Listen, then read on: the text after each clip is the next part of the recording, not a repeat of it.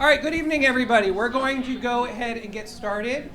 This is our culminating meeting of a lot of very hard work by the people in this room and others outside of this room who couldn't join us this evening.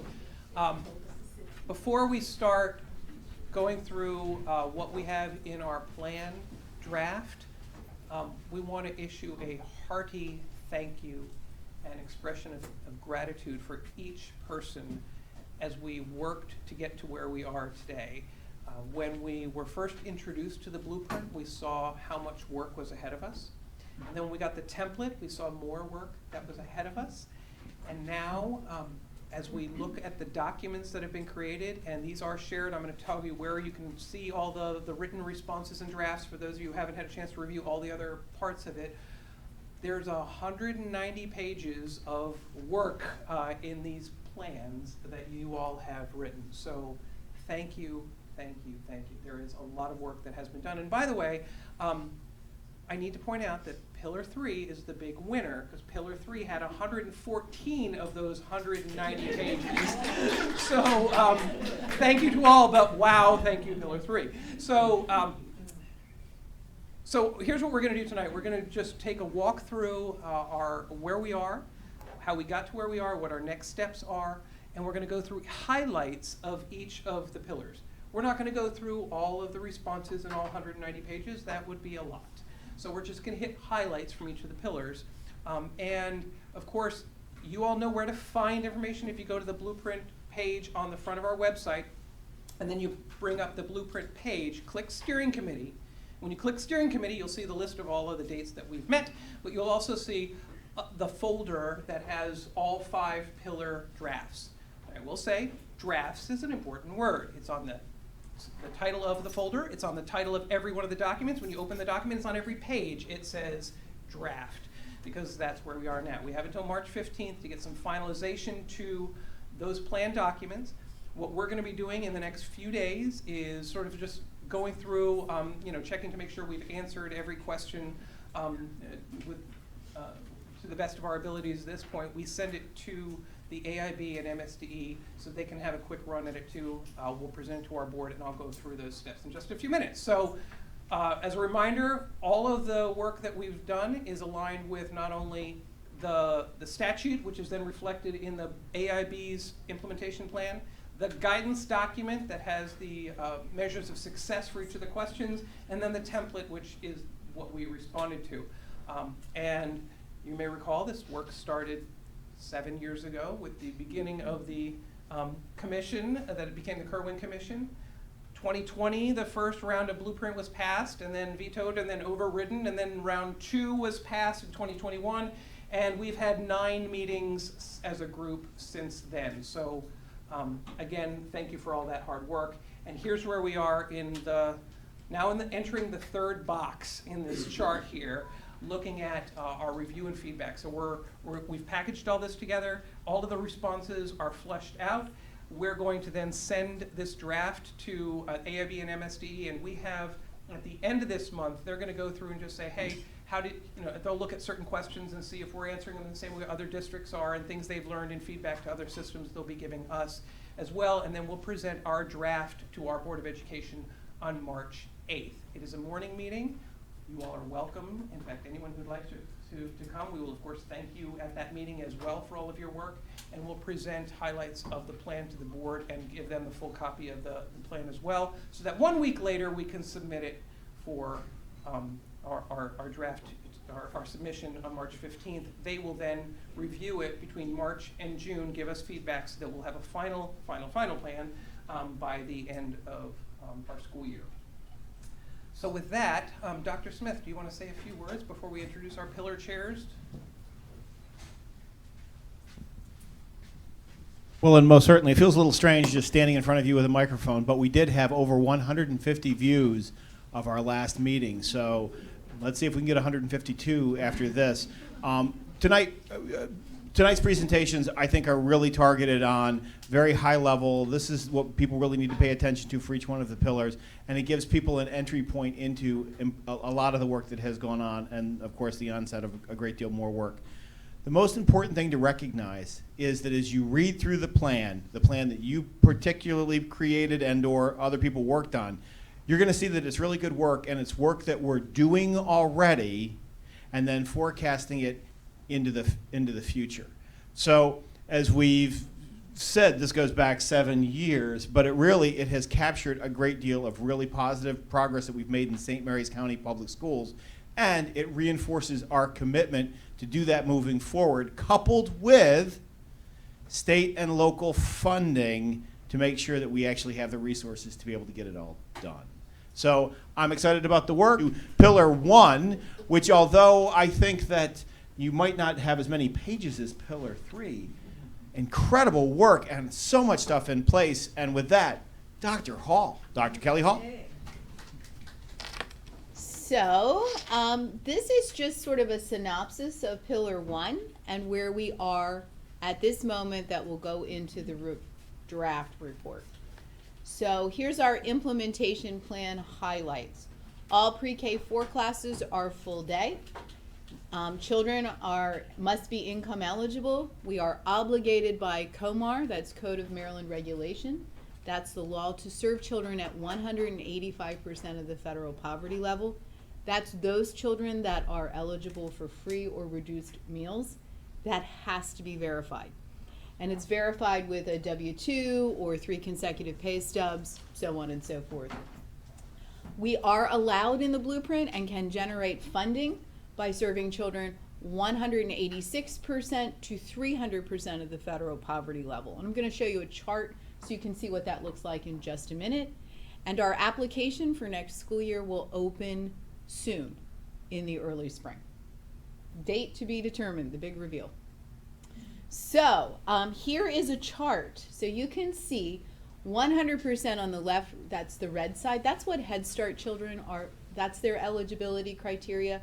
130% is free meals, 185 is free and or reduced, goes up to reduced.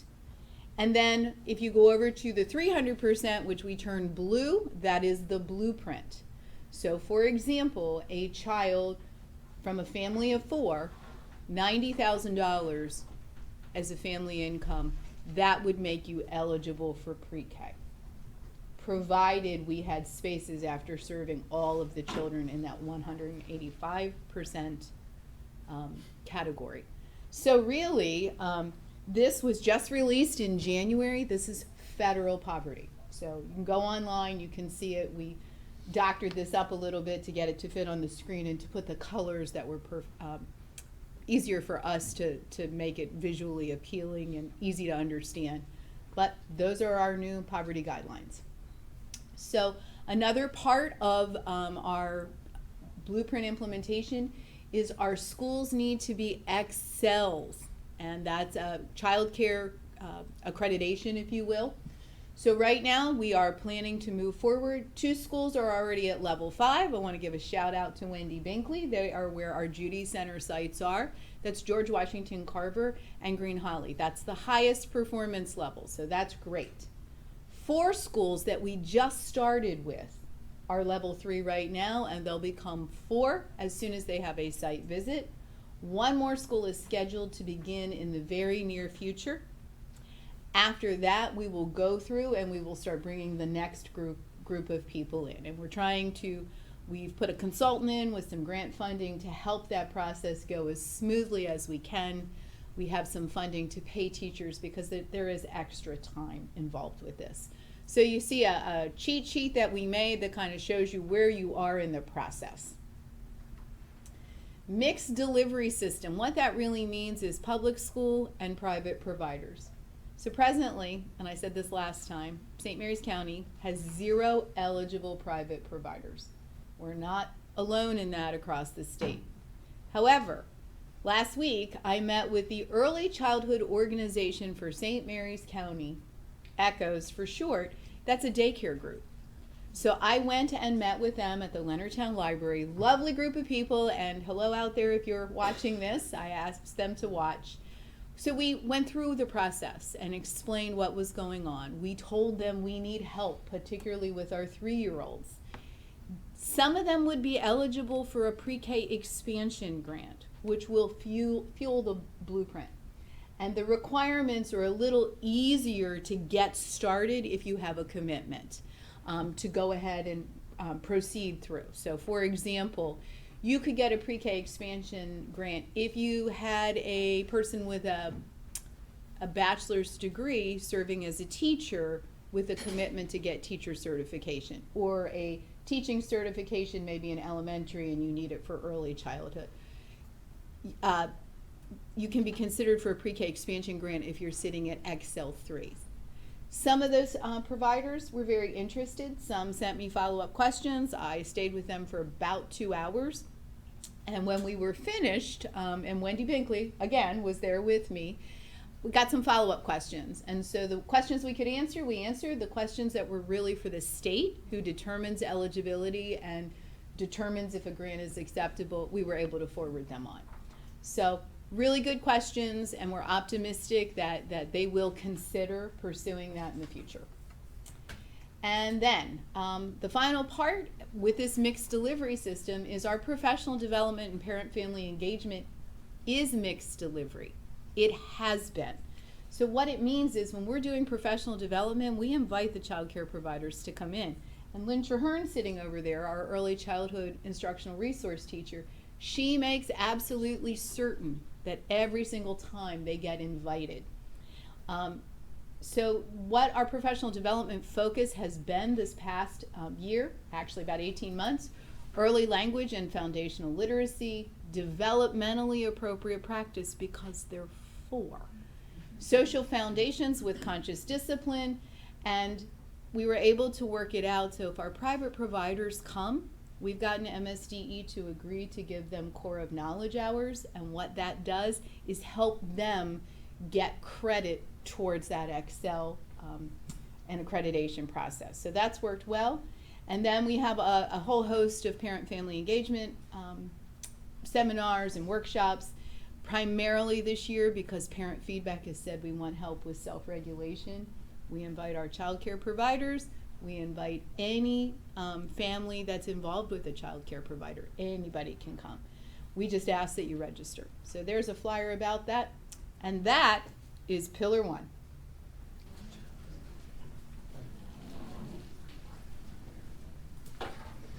All right, so Pillar 2 is talking about high quality and diverse teachers and leaders. And so what have we done to this point? Well, of course, the National Board Certification salary increase went into effect this year. So any teacher, classroom teacher who holds National Board Certification and who is teaching in the classroom at least 60% of their day is eligible to receive the $10,000. So that went into effect this year. We worked on opening up pathways for teachers to gain certification. Our conditional teachers, which we have a bunch of this year, working with them and some of our college partners to offer programs to them that are very accessible to them and that are easy to get into. They align with our tuition reimbursement so that they're not having to pay a lot out of pocket to become certified teachers. And then continuing to work with our support staff who might want to become teachers, our paraeducators, our secretaries, anyone that's in our school system that wants to take part and use their tuition reimbursement and get into a program that's going to lead to teacher certification. We're opening up those pathways for them as well and giving them more opportunities to access programs with our college and university partners. Continuing with that, working with our Grow Your Own program and the Teacher Apprentice program at the Tech Center. The Teachers Academy of Maryland program is expanding to be able to attract more students into that program. And this year, through Becca, we're also offering a scholarship opportunity for some of the high school students that want to apply for that will go into a teacher ed program and then hopefully come back to work with us in the future. We've also worked with some of our colleges and universities that have student teachers with us to expand the diversity of schools that we can put student teachers in. So they're working with more diverse classrooms and teachers and students. And then we also looked at and changed how we provide support for our new teachers through our new teacher induction program, breaking out fully certificated teachers and conditional teachers that may need additional help and resources. So offering those on alternating nights throughout each month, throughout the entire school year. We will reach the first plateau of the 10% increase in teacher pay by July 1, 2023. That is part of our negotiated agreement that will go into effect on July 1. We just recently opened and closed and signed with the Board of Education a new one-year contract specifically for this reason, to be able to get to that 10% salary increase. Part of that negotiated agreement was also enhancing our tuition reimbursement program next year to expand to be able to cover some of the fees, like technology fees or digital resource fees, that some of our colleges and universities are charging now, since a lot of their programs went online. And expanding the opportunity for folks, if they have to pay for transcripts to be able to send to us, they can do that more than just once per semester.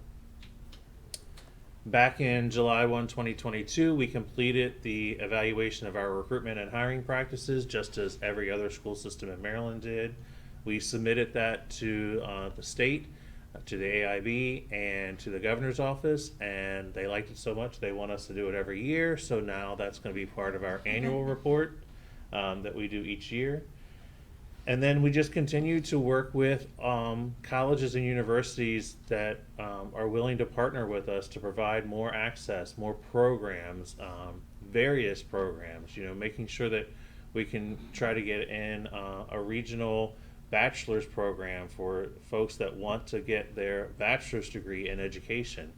That's a hard one to come by locally. Most people that we get to move into a conditional teaching certification have a bachelor's degree in something else, or not a bachelor's degree in education. So it'd be great if we had a bachelor's of education program here locally that folks could get into. So next steps, we are looking ahead at developing the career ladder and participating in negotiations around what that's going to look like. Of course, we also have to look at negotiating for the $60,000 starting salary, which is coming up upon us very quickly. Continuing what we've done previously, looking at how we can recruit nationally diverse candidates to come to our school system, and then retention, keeping those candidates with us. We've had quite a turnover this year of folks being picked up elsewhere, mostly on the base for government contracts, that are leaving us to go there. So, not only looking at recruitment, but retention. Like, once we get people here, how do we keep them here? Looking ahead at the peer assistance and review program that is recommended through the blueprint, and how that might look here in St. Mary's County. Working with our mentors for national board certification, trying to get more individuals to go through that assessment process to become nationally board certified teachers.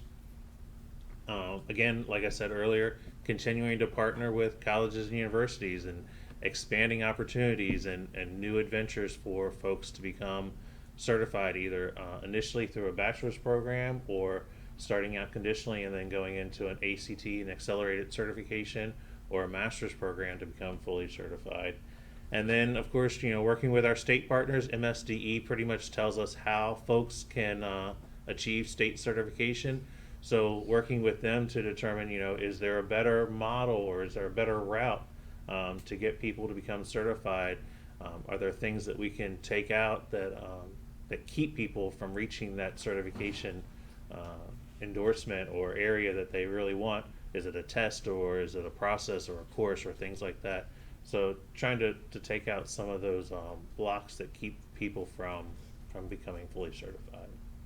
So that is my pillar: high quality, diverse teachers and leaders. Any questions? We've chunked this presentation in basically the 4 different pieces that we had in our pillar. Our pillar started with a real deep dive into English language arts.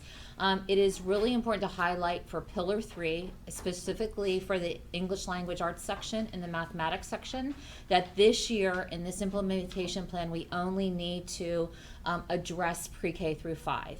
In next year's plan, then we address grades 6 through 12. So everything you'll see this year really adheres to, at least in the ELA section, only pre-K through 5 this year.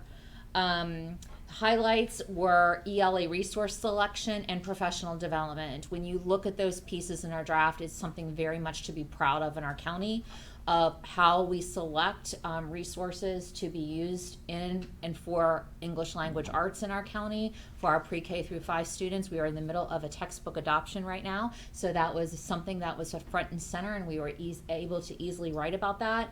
And also our professional development is really good in English language arts. We actually did a Board of Ed presentation last week. I shouldn't say we, it was Courtney Dvorak as well as the English language arts supervisory team sharing the data that's come out of the professional development that we have been doing in the last few years.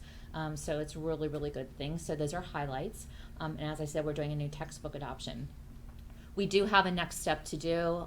Clear in the plan is that we have to have a comprehensive English language arts plan that does go pre-K through 12. We do have a older comprehensive ELA plan, but it absolutely needs to be updated. So that is work that we will continue to do. And in the blueprint draft, we had to share our timeline and how we will do that. So our work for that will be throughout the next year to do the comprehensive plan. For mathematics, the same thing. The plan this year only address pre-K through 5. Next year's submission will include 6 through 12. We shared another, again, process in place for resource selection and professional development. Definitely highlights that we were able to write to. And also highlights for mathematics, especially pre-K through 5, where there's wraparound supports for new teachers and those that want and need additional professional development. Ms. Loker does a really, really nice job of sharing all the different ways that professional development can be attained by our staff who need it in mathematics pre-K through 5. Some of that is required professional development and some is optional professional development. And again, our next step for math is to do the comprehensive math plan. Unlike ELA, we do not even have a mathematics plan at all. So we will be starting from the beginning, but I do know that both ELA and mathematics will be working together, and so that the formatting's the same and the structure are the same as we work on those plans. And again, that work will happen all through next year. The next section are support and post-CCR pathways. The highlights are we have both support and post-CCR pathways in place to support students. We have a lot of post-CCR and we're getting more. Last week, the Board of Education approved a CCR seminar class to be offered starting next year. So we have that in place too. And we have supports in place to remove barriers for students taking AP and dual enrollment courses. So we have really done a really good job, I feel, with the program of studies, really looking at what real prerequisites are needed, and if they're not needed, to remove those from taking coursework for our students. Of course, the other barrier that we're removing, especially for dual enrollment or AP, is the cost, because now Blueprint is saying that you will pick up the cost. So that is removing the barrier. The other barrier that we often see, and has already been alluded to, is transportation, but we have things in place for that. For example, Dr. Marr and I are working on CSM access classes right now, which actually hold the CSM classes in our school building as they kind of electronically go into those classrooms on campus. And of course, we have dual enrollment courses that are taught in our high schools also to alleviate that transportation barrier. The next step is to continue to collaborate with CSM to continue work in the dual enrollment, but we're also exploring and working on, which will continue work next year, on an early college program. So we hope to have that up and running and work through that all next year to have that running for the school year 25. And the last part of our pillar is CTE program. And the highlights are we do have CTE, very robust CTE programming already in place to meet the needs of our student and respond to the needs of employment in our county. And we have a very solid process already in place for facilitating and supporting apprenticeships with both students as well as local businesses. So we have that process in place. We're very much ahead of many of our other school systems that are just working to start that process. Our next step is to work with our local workforce development and the College of Southern Maryland to do our MOU, and we have become very fast friends with partners through this work, and our work to get an MOU is definitely by the end of June 30th to start implementing that work next year, as soon as next year. So that's all I have for Pillar 3, but please do read our draft. It's very well done. Right. We have Pillar 4, resources for all students.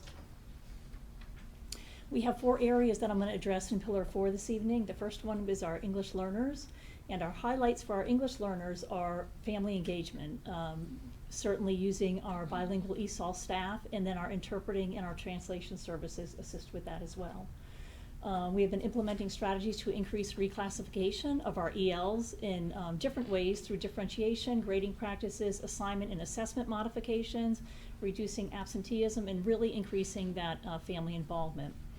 And also increasing our investments. We talked about growing our own, our content area teachers. We're increasing our content area teachers that have their ESOL certification, and also offering a pathway for ESOL certification for our teachers. Professional development for all teachers related to EL learning, and then multilingual tutors that are in our high schools to assist. And then next steps for EL would be a bilingual liaison, somebody who would be available to meet new families as they come into our district to really help that transition for our students and families. And also to monitor identified schools to determine the eligibility for the two-way dual language immersion program that could possibly be eligible for in the future. Our next area is our students with disabilities, and our highlights there is the professional development that has been provided and continues to be provided on various topics to ensure that staff are proficient not only academically but with behavioral strategies for our students. And also resources in the way of staff and materials are allocated equitably to our schools to meet the needs of our students. And next steps with our students with disabilities is to look for additional funding to support best practices in special education, such as inclusion, to really facilitate continued high quality instruction for those students. The next is community schools, and our highlights here are that the needs assessment was completed for Carver Elementary. Needs were identified for that school of behavioral health resources, clothing, food, and strengthening that school community partnership. And they have been engaging in many family activities at the school with both resources in English and Spanish for our families.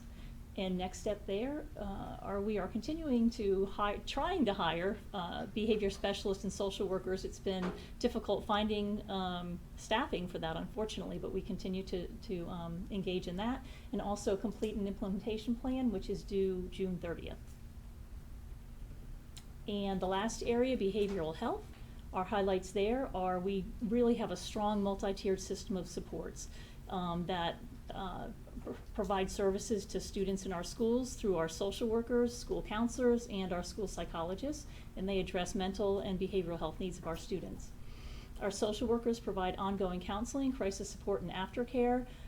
Right now, the social workers primarily are in our secondary schools. And then this year, not only with other required training that we have for all staff at the beginning of the school year, this year we also included suicide prevention and gatekeeper training for all staff. And then next steps for behavioral health is to implement evidence-based suicide prevention, mental wellness in grades 4 through 12, specific programming in that area, and then continuing to explore funding for our social workers so we can increase not only in secondary schools but also in elementary schools as well. Here I am with governance and accountability, and I just have 5 key things to talk about. First is the input from our stakeholders, and as we said at the beginning, you all have done a tremendous job being here from the beginning and reaching out to others who you represent if you are part of a group, and bringing their work to the table as well. In fact, in the blueprint plan, we have to list every person who has been part of this implementation, and our list goes for 3 pages in that document. So that tells you the amount of input that we have gathered from you all, and we are greatly appreciative. We've had public information and communication. It's been shared, obviously, in our board meetings. All of the videos that you've seen have been posted online as well.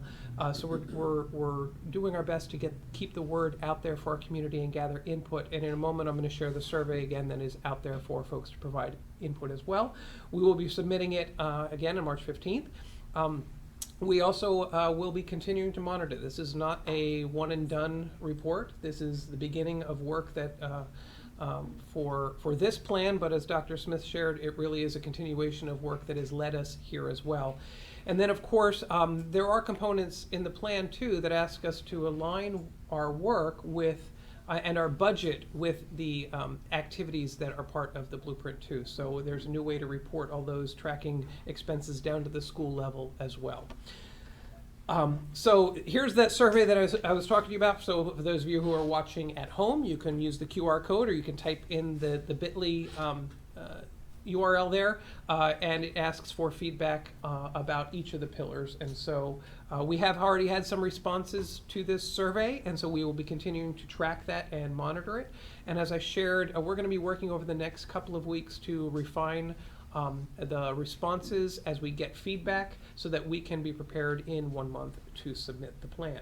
So with that, I'm going to turn it over to Dr. Smith to share a few more words to close us out. Well, thank you to Dr. Marr. A round of applause for Dr. Marr, my goodness. So, let's go back to Dr. Hall's words that when you put really talented people around a table with a problem in the middle of it, talented people find solutions. We are involved in work supporting and serving children. That work is never done. That work seems to be ever expanding, and we agree with the focus of every single one of these pillars. But remember back to the onset of the blueprint. The blueprint was talking about revolutionizing public education in the state of Maryland, and coupled with it was this commitment of funding. I only go back to that because as we're looking at that timeline, which is fantastic, you've done fantastic work, we're very close, we can read it, we can be very proud of it. We are committed to it. But in the middle between today and March 8th when we present at the board and March 15th when we ultimately submit, we will be going before our county commissioners on Tuesday, February 28th in the afternoon for the budget work session. And we are asking of our county commissioners $8.5 million more than they provided us in funding last year. Money that they are legally not required in any way, shape, or form to provide us. In fact, if you use the way the blueprint funding formula, maintenance of effort goes forward, they could actually reduce our funding. Now, I think we have a receptive audience, and I believe that the commissioners and the larger community believe deeply that this is a fantastic school system that is doing great work on behalf of kids. But the money has to follow great ideas. The money is what makes us be able to do all of the things that are in the blueprint. And there are so many things in this blueprint that are more than we are currently doing. And I have to tell you right now, up in Annapolis, I think they're on like Bill 3000, who knows what they are doing, where they are coming up with more things for other people to do. And I applaud a great deal of the intention, but if there isn't funding behind it, they need to go figure out something else. And of course, it's obviously been in the news that surprisingly, everybody couldn't believe that there are actually 10% more economically disadvantaged kids than they counted last year. Everybody is stumbling around and saying, well, wait a second, now none of this works. The math doesn't work. We only have money for the next 2 years, and then in 2025, we're actually running a deficit. We're never going to be able to fund the blueprint. I wish somebody would have listened to Tammy McCourt last year as we jumped up and down and had presentations and PowerPoints and graphics and all these things to show you are dramatically undercounting the poor children in the state of Maryland. And now they have a real number staring them in the face. And so when you talk about how to make education better, and then you couple it with 1 out of every 2 children is living close to the poverty level, let me assure you, the work isn't necessarily all to be done in the schoolhouse. There's a lot of work to be done on the outside. So I applaud the incredible work that you guys do every single day. I know that we've got a great plan, and I know that we are committed to doing as much as we possibly can with every dollar we're given. I just need you to make sure that we get those extra dollars, because we're all going to need to stand together when we ask for $8.5 million more than they provided last year locally.